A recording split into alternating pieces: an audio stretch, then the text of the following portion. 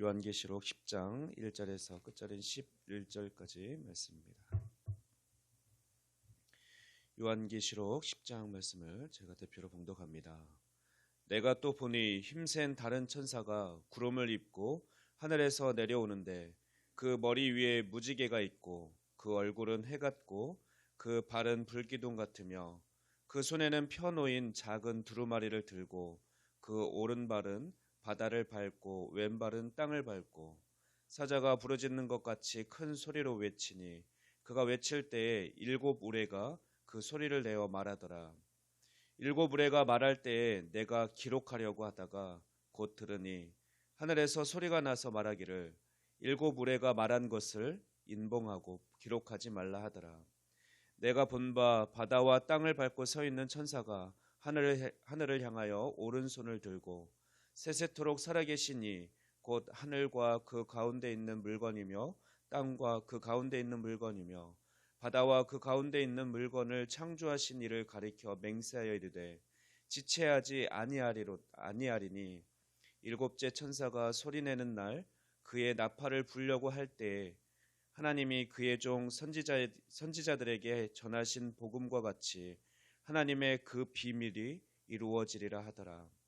하늘에서 나서 내게 들리던 음성이 또 내게 말하여 이르되 내가 가서 바다와 땅을 밟고 서 있는 천사의 손에 펴놓인 두루마리를 가지라 하기로 내가 천사에게 나아가 작은 두루마리를 달라 한즉 천사가 이르되 갖다 먹어버리라. 내 배에는 쓰나 내 입에는 꿀같이 달리라 하거늘 내가 천사의 손에서 작은 두루마리를 갖다 먹어버리니 내 입에는 꿀같이 다나 먹은 후에 내 배에서는 쓰게 되더라. 그가 내게 말하기를 내가 많은 백성과 나라와 방언과 임금에게 다시 예언하여야 하리라 하더라.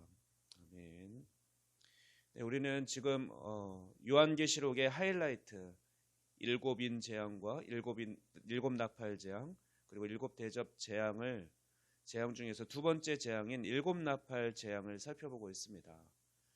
그 중에서 이제 일곱 나팔 중에서 여섯째 천사가 나팔을 불었고 이제 일곱째 나팔만 불면 일곱 나팔 재앙이 완성이 됩니다. 그런데 오늘 본문 10장과 내일 살펴볼 11장 14절까지의 말씀은 여섯째 나팔과 일곱째 나팔 사이에 놓인 막간에 해당됩니다. 앞서 일곱인 재앙 때에도 요한계시록 7장 말씀에서 여섯째 인과 또 일곱째 인 사이에 있는 막간이 일곱째 인의 서막으로 작용했었습니다. 마찬가지로 오늘 본문은 여섯째 나팔과 일곱째 나팔 사이 막간으로서 둘째 화를 설명하고 난 다음 이제 셋째 화를 소개하는 역할을 해주고 있습니다. 나팔 재앙 시리즈 관점에서 볼 때 오늘 본문의 상황은 메시아가 행하는 심판의 막바지를 묘사하고 있는 것이죠. 오늘 말씀 1, 2절 말씀을 보면 한 힘센 천사가 하늘에서 내려와 바다와 땅에 한 발씩 걸치고 위엄 있게 서 있습니다. 그는 하나님의 시중을 들려고 보냄을 받은 천사입니다. 그는 바다와 땅을 장악하고 전 세계를 향한 엄청난 메시지를 가지고 있고 그리스도의 영광과 하나님의 임재를 표현하는 모습, 즉 구름을 옷으로 입고 또 머리에는 무지개가 있으며 또 얼굴은 해같이 밝고 또 해같고 발은 또 불기둥 같은 모습으로 이것은 앞서 하나님을 묘사할 때 쓰였던 표현들인데요. 그런 모습을 가지고 하늘에서 내려왔습니다. 그의 이런 모습은 그렇게 하나님의 위엄을 가지고 내려온 천사라고 한다면 그가 가지고 내려온 그 메시지는 아마도 더 아주 중요한 메시지, 그 중대함을 가지고 그 메시지가 중대하다는 것을 상징적으로 나타내주고 있는 것입니다. 즉 그는 단순한 천사가 아니라 하나님께 보냄을 받은 하나님의 어떤 신적인 권위를 위임받은 천사인 것입니다. 그래서 혹자는 어떤 신학자들은 예수 그리스도가 직접 내려오신 것이다 라고 하지만 그래도 천사로 표현하고 있기 때문에 천사로 이해하는 것이 더 낫겠습니다. 이 천사의 손에는 작은 두루마리 책이 들려 있는데 앞서 5장에서 살펴봤던 이제 봉인되었던 책과 동일한 책으로 이해해도 되겠습니다. 이 책이 일곱째 나팔을 소개하고 있다면 이 책에는 적어도 이제 종말의 때 마지막 일곱째 나팔을 불면 일어날 일들에 대해서 기록된 말씀이 써 있을 것입니다. 그리고 이제 앞으로 살펴볼 이제 11장에서 요한계시록 11장에서 16장 말씀에 있는 그 내용이 담겨 있다라고도 할 수 있습니다. 하나님께서 구약 시대의 많은 선지자들에게 심판의 메시지를 전하라고 말씀하신 것처럼 하나님께서는 지금 천사를 통해서 요한에게 열방의 심판을 전하라고 말씀하십니다. 이어서 3절 4절 말씀을 보면 천사가 큰 소리로 외칠 때 우레의 일곱이 동시에 울리는 것 같은 큰 소리가 났습니다. 이것은 마치 사자의 부르짖는 소리가 같았는데 이런 사자의 부르짖는 소리 같다라는 표현들은 보통 하나님의 임박한 심판 때에 경고에게 주어지는 하나님의 소리로 묘사할 때 이루어집니다. 그래서 그 요한은 그 소리를 듣고 그 심판의 내용이 담긴 우레소리를 들었을 때 그것을 기록하려고 합니다. 그러나 천사는 그것을 기록하지 말라고 주의를 줍니다. 기록하지 말고 인봉하라는 것은 그 내용을 외부에 알리지 말라는 의미이고 또 하나님께서는 하나님의 역사가 종국에 이르기 전까지는 그 내용을 시행하지 않을 것이라는 것을 의미하는 것이죠. 5절 6절 말씀 보면 천사는 오른손을 들고 맹세하면서 모든 피조물을 창조하신 살아계신 하나님 앞에 하나님께서 이 이제 마지막 심판을 더 이상 지체하지 않을 것이다 라고 선언합니다.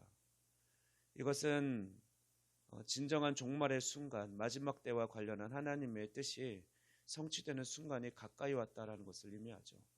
앞서 우리가 말씀을 살펴보았을 때 순교자들 하나님의 사랑을 받고 있는 그 사랑하는 순교자들이 하나님을 믿다가 순교당한 자들이 그렇게 부르짖었었죠. 하나님 언제까지입니까? 어느 때 악을 갚으시려니까요?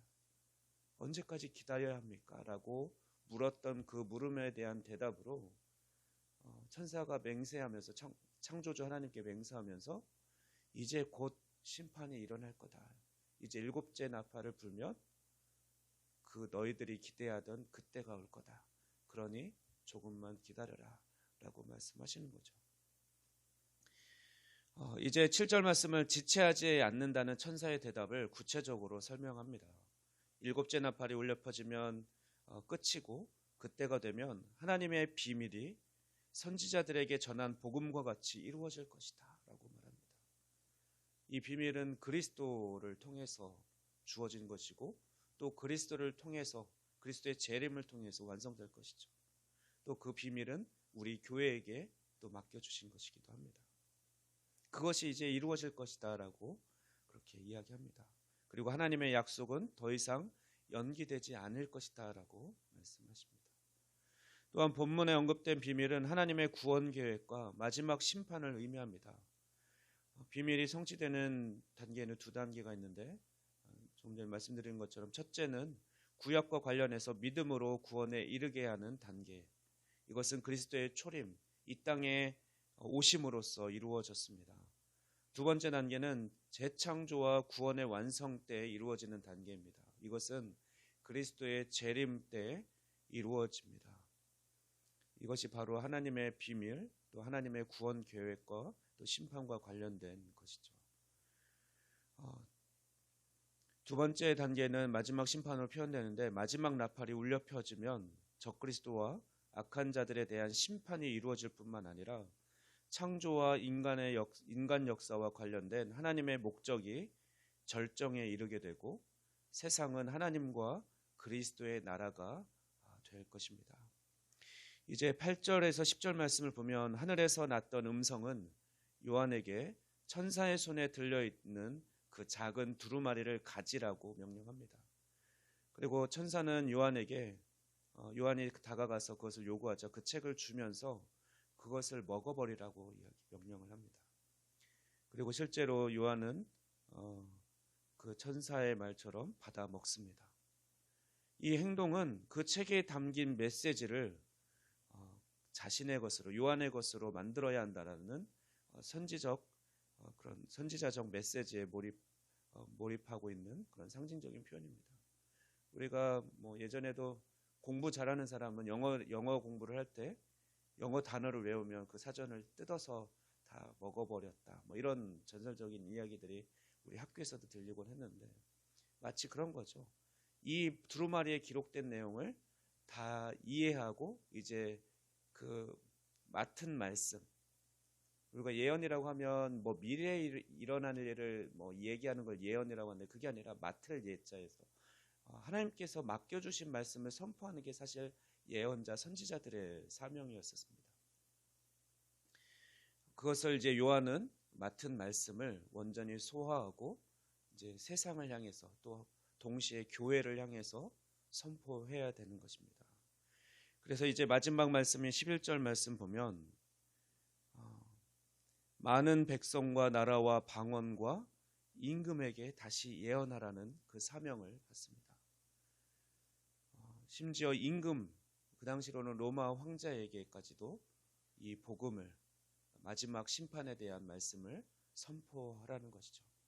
완전한 왕이신 온전한 왕, 진짜 왕이 오셔서 이 땅을 다스릴 것이다라는 그 선포를 그 당시 거의 신적인 존재로 여겨지던 로마 왕에게도 전해야 했던 것입니다.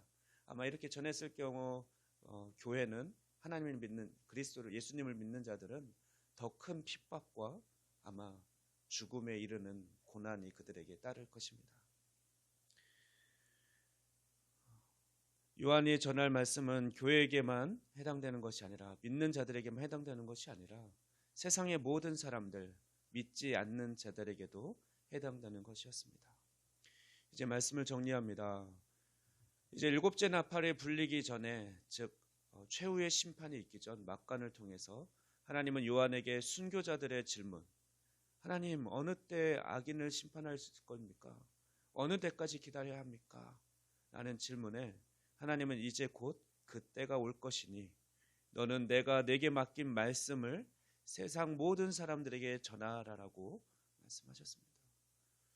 우리도 때로는 힘들 때 그렇게 고백하죠. 어제 인터뷰 영상에서 윤병근 권사님이 그렇게 힘든 시간을 지나면서 다시 빨리 주님 곁으로 갔으면 좋겠다라고 그렇게 고백했다고 하는데 우리는 힘들 때 주님 다시 오십시오서, 어서 오십시오서, 어서 오십시오서, 마라나타 이렇게 외치곤 합니다. 그러나 하나님께서 우리에게 주시는 대답은 조금만 기다려라. 곧 내가 갈 것이다. 하지만 네가 할 거는 내가 너에게 맡겨준 그 복음을 믿는 사람들과 또 믿지 않는 사람들에게 내가 너에게 깨닫게 한 그 말씀을 선포하는 것이다.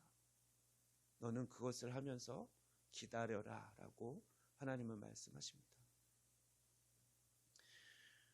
그렇습니다. 심판의 때는 하나님의 권한이고 우리가 할 것은 우리에게 맡기신 복음의 말씀을 오늘도 세상을 향해 믿는 자들과 믿지 않는 자들 모두에게 전하는 것뿐임을 기억합시다. 기도하겠습니다. 온 우주 만물의 창조주이시며 또한 심판자이신 하나님, 우리를 하나님의 자녀 삼아 주시고 하나님의 놀라운 비밀을 먼저 알게 하시니 감사합니다. 또한 우리가 마땅히 하나님의 비밀을 맡은 자들로서 복음을 담대히 선포하는 사명을 잘 감당할 수 있도록 오늘도 담대함과 믿음을 더하여 주시옵소서. 배에 쓴 말씀도 담대히 선포하는 우리 교회가 되게 하여 주시옵소서. 오늘도 연약한 우리를 통하여서도 또 하나님의 역사가 이루어지길 소망합니다. 이 모든 말씀 우리 주 예수 그리스도의 이름으로 기도하옵나이다. 아멘.